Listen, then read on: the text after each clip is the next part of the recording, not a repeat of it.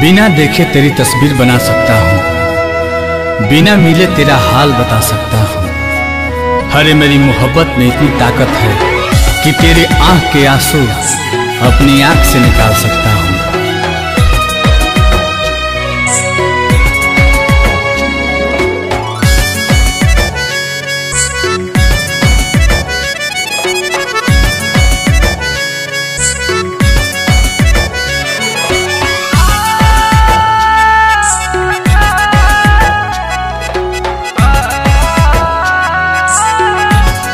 बिछड़ के कोपल तोहसे जियल बाटे गवारा हो।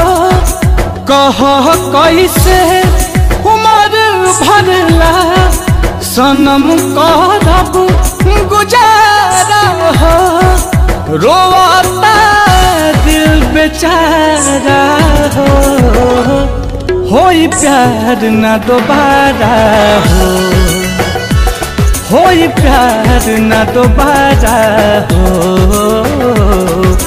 होई प्यार ना दोबारा हो, होई प्यार ना दोबारा हो।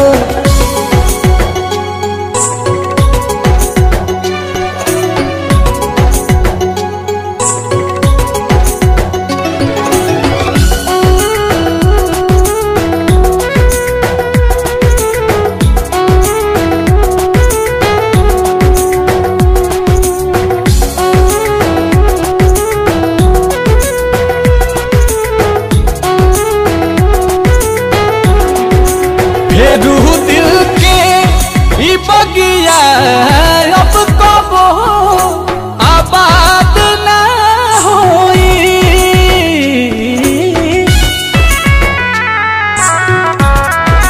सिवा तोहरा रहे ना प्यार कबो तहरा बात ना होई।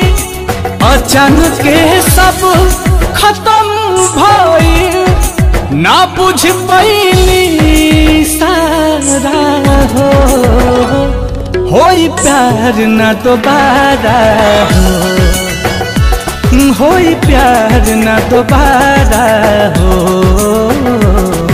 होई प्यार ना दोबारा हो, होई प्यार ना दोबारा हो।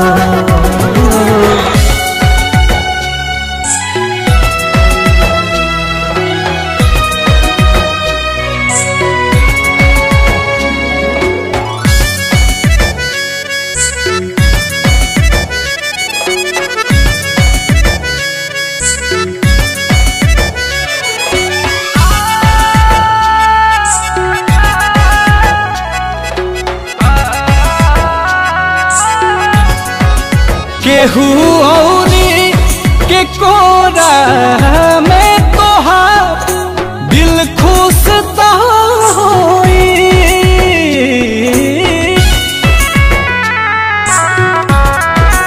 बाकी नील कमल के कमी तो है महसूस तो होई। नजर के सामने आंसू के ना पैबू नजारा हो। होई प्यार न दोबारा हो, होई प्यार न दोबारा हो, होई प्यार न दोबारा हो,